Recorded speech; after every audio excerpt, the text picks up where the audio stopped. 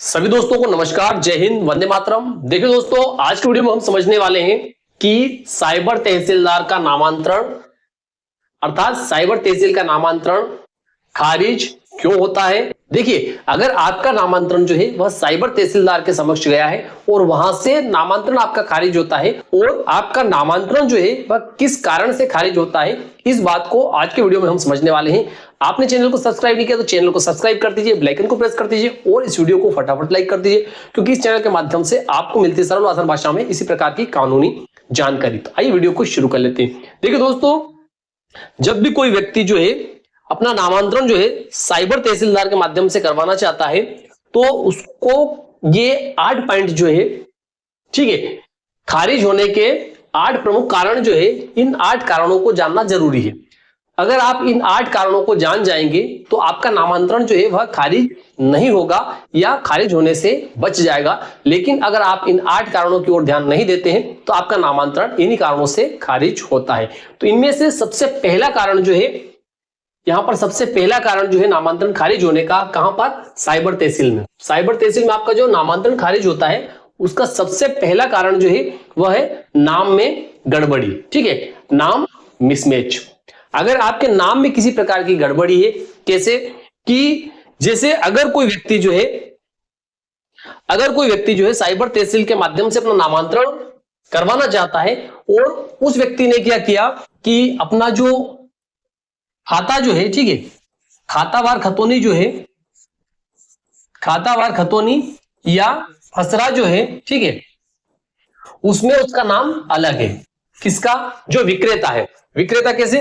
जैसे मान लेते हैं कि विक्रेता जो है, जैसे राम सिंह नाम है उसका, काय में खातावार खतौनी और खसरे में उसका नाम जो है राम सिंह है, लेकिन उसके आधार कार्ड में उसका नाम क्या है? रामलाल है। ठीक है, और उसने क्या किया कि विक्रय पत्र में जो है रामलाल लिखवा दिया, लेकिन उसका खसरा और खतौनी में जो नाम है वह क्या है? राम सिंह है।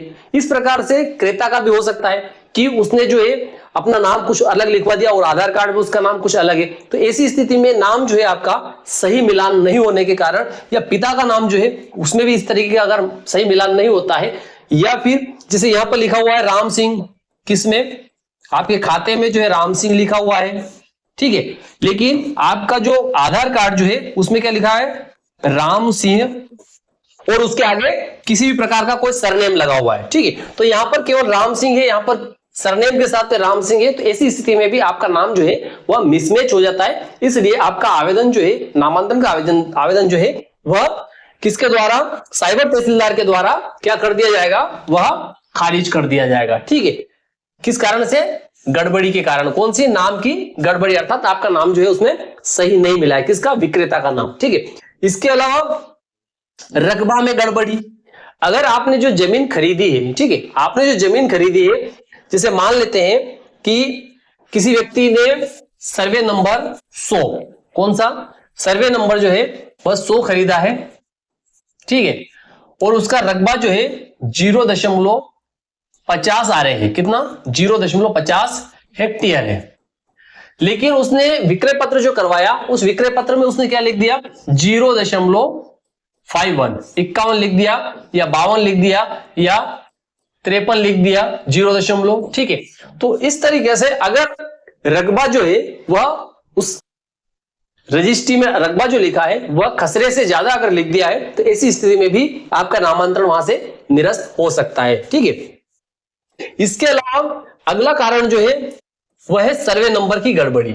ठीक है, सर्वे नंबर एरर। ठीक है, तो इसमें क्या होता है कि जैसे सर्वे नंबर आपका जो है, जैसे यहां पर हमने समझा था कि सर्वे नंबर आपका 100 नंबर है, लेकिन रजिस्ट्री में आपने क्या लिख दिया?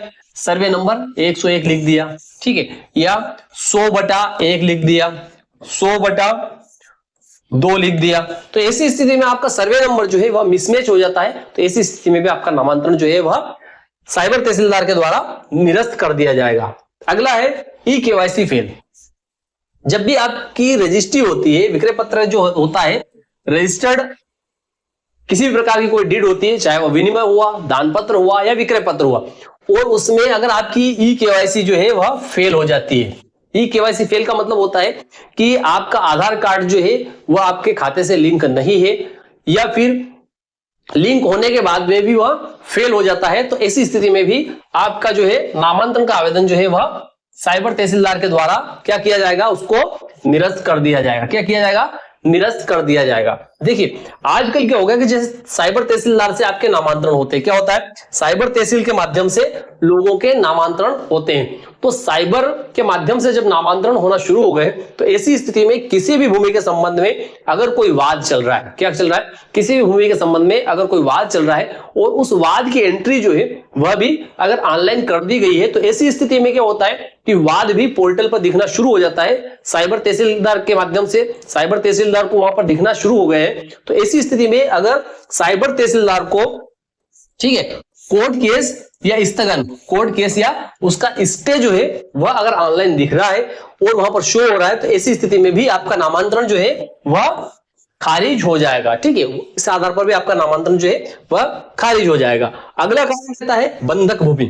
ठीक है, अगर आपकी भूमि जो है, अगर आपने जो जमीन खरीदी है वह जमीन जो है बंधक आ रही है, किसी भी बैंक में आपने लोन लिया है या केसीसी बनवाया है या दृष्टि बंधक रखा है उस भूमि को, तो ऐसी स्थिति में अगर भूमि जो है वह मॉर्गेज भूमि है, तो ऐसी स्थिति में भी आपका नामांतरण का केस जो है वह क्या होगा, वह खारिज कर दिया जाएगा। किसके द्वारा? साइबर तहसीलदार के द्वारा खारिज कर दिया जाएगा।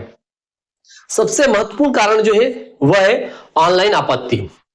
देखिए जैसा कि मैंने पिछले वीडियो में बताया था आपको कि लोगों को मैसेज प्राप्त होते रहते हैं। कैसे मैसेज? ये आप देखते होंगे, इस प्रकार का मैसेज जो है लोगों के मोबाइल पर आता है, और इस प्रकार का जब मैसेज आता है तो लोग क्या करते हैं, उस पर लिंक पर क्लिक कर देते हैं, और लिंक पर जब वो क्लिक करते हैं तो ऐसी स्थिति में उनसे गलती से किसी प्रकार की कोई आपत्ति उसमें लग जाती है। आपत्ति का मतलब कुछ भी उन्होंने अगर लिखकर उसमें भेज दिया है, तो ऐसी स्थिति में क्या होगा कि वह साइबर तहसीलदार के पास में पहुंच जाएगा, और आपत्ति जैसे साइबर तहसीलदार के पास में पहुंचती है तो साइबर तहसीलदार जो है उस आपत्ति की सुनवाई नहीं करता है, बल्कि वह क्या करता है, अपने पोर्टल से उस नामांतरण को निरस्त कर देता है, और उस नामांतरण को जो है फिर साइबर तहसीलदार के माध्यम से नहीं किया जा सकता है। तो ऐसी स्थिति में अगर किसी व्यक्ति ने जो लिंक आई है उसके पास में, उसमें किसी प्रकार की कोई हरकत की और उसमें किसी प्रकार की आपत्ति लगा दी, या फिर किसी व्यक्ति ने जानबूझ करके अगर वास्तव में कोई आपत्ति लगाई है, तो आपत्ति आने के बाद में आपका नामांतरण जो है वह साइबर तहसीलदार के माध्यम से नहीं होगा। अर्थात ऑनलाइन आपत्ति, ऑनलाइन ऑब्जेक्शन आने के बाद में आपका नामांतरण जो है वह निरस्त कर दिया जाएगा। अगला महत्वपूर्ण कारण जो है वह प्रतिबंधित भूमि, रिस्ट्रिक्टेड लैंड अगर आपने खरीदी है। ठीक है, अगर आपने जो जमीन खरीदी है वह रिस्ट्रिक्टेड है। रिस्ट्रिक्टेड कैसे? आपने कोई एसटी की जमीन खरीद ली है बिना किसी अनुमति के, ठीक है, या फिर पट्टे की जमीन आपने खरीद ली है, शासन की जमीन आपने खरीद ली है, या इस प्रकार की जमीन आपने खरीद ली है जिसको कि खरीदने का सामान्यतः जो है किसी प्रकार का कोई प्रावधान नहीं है, और इस प्रकार की जमीन अगर आपने खरीद ली है और जैसे ही साइबर तहसीलदार के पास में उसके नामांतरण के लिए आप आवेदन जाएगा, और साइबर तहसीलदार को जैसे ही उसमें पता चलेगा कि यह जमीन जो है यह रिस्ट्रिक्टेड भूमि है, तो ऐसी स्थिति में तहसीलदार के, साइबर तहसीलदार के द्वारा क्या किया जाएगा, आपका नामांतरण का आवेदन जो है वह निरस्त कर दिया जाएगा। तो इस प्रकार से, इस प्रकार की आपत्तियां आने पर या इस प्रकार के कारणों से साइबर तहसीलदार का नामांतरण खारिज होता है। तो मैं विश्वास रखता हूं कि दी गई जानकारी आपको अच्छी लगी होगी। अच्छी लगी इस वीडियो को लाइक कर दीजिए, अधिक से अधिक लोगों को शेयर कर दीजिए। फिर मिलते हैं अगले वीडियो में, तब तक के लिए जय हिंद, जय भारत।